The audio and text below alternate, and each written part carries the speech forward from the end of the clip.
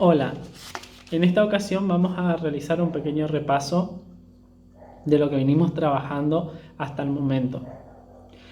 En la primera clase, diagnóstico, les pedí que realizaran intervenciones en el foro sobre secuencia didáctica, en la cual tenían que aportar sus concepciones sobre este instrumento de planificación.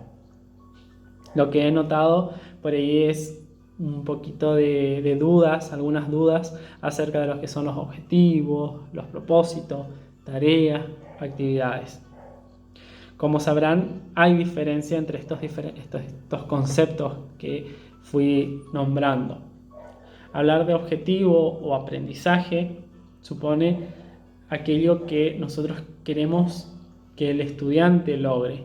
Sin embargo, hablar de propósito es lo que uno como docente se propone a la hora de diseñar una clase.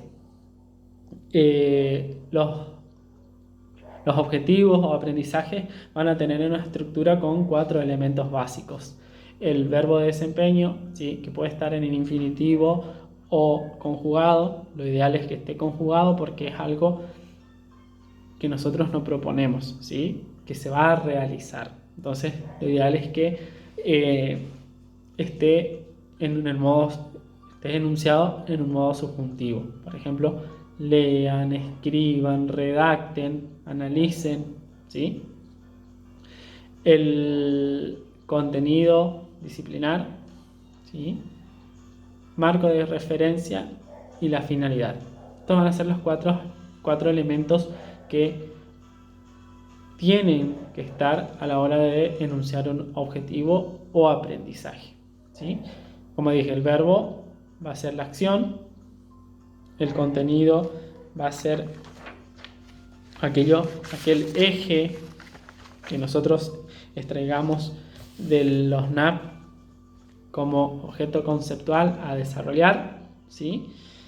La finalidad, para qué nosotros queremos trabajar este contenido, y el marco de referencia, una condición de referencia que va a ser qué sistema de clase va a preponderar para el desarrollo de la secuencia didáctica. Bien, la metodología de la secuencia didáctica se inserta en un enfoque por capacidades o competencias. ¿Cuáles son las capacidades que vamos a trabajar en la provincia del Chaco? La producción escrita, la comprensión lectora, la resolución de problemas, pensamiento crítico y el trabajo con otros. Estas diferentes capacidades van a ser las que nosotros nos vamos a proponer desarrollar con el trabajo de las diferentes actividades y tareas que vamos a proponer. Hablando de actividades y tareas, ¿cuál es la diferencia entre una y otra? La tarea es lo que nosotros vamos a pedir al alumno que construya. Por ejemplo, la elaboración de un texto, el análisis sobre la lectura de una obra, ¿sí? Esa es una tarea. Pero para llegar a esta tarea, nosotros vamos a proponer una serie de actividades que me van a ayudar a la consecución de la tarea final. Otro aspecto importante a tener en cuenta a la hora de diseñar una secuencia didáctica es la evaluación.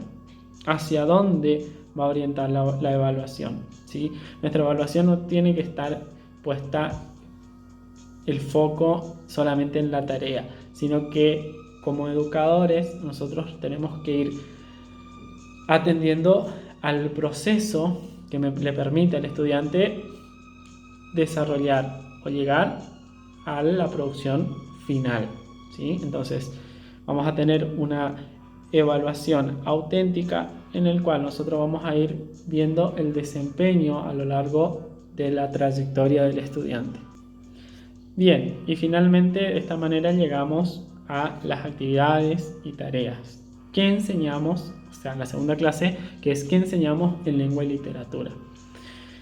La enseñanza de la lengua y literatura va a estar enmarcada en los diferentes ciclos y años por los núcleos de aprendizaje prioritarios propuestos por el Ministerio de Educación de la Nación, ¿sí? Que es el marco normativo por el cual nosotros nos vamos a regir para la elección de los diferentes saberes disciplinares que vamos a abordar en cada año y en cada ciclo.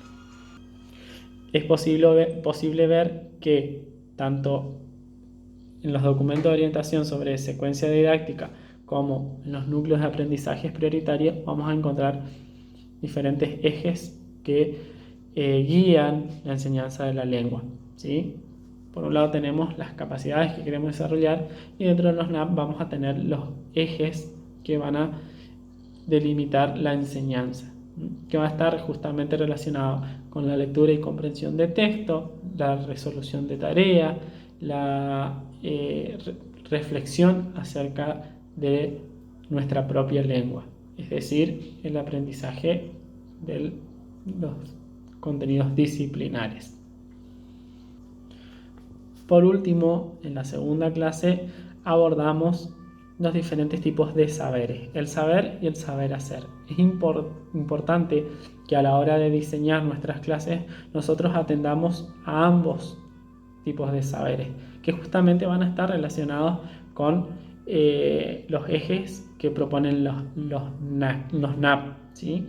Por ejemplo, lectura y escritura de textos literarios, ¿sí? Estamos hablando de un saber hacer y un saber de saber. Una cosa, por un lado, es atender al saber, que es la lectura, por ejemplo, de un texto de la literatura clásica, y por otra parte, saber realizar una crítica acerca de las temáticas o una relación entre diferentes obras sobre un determinado tipo de texto.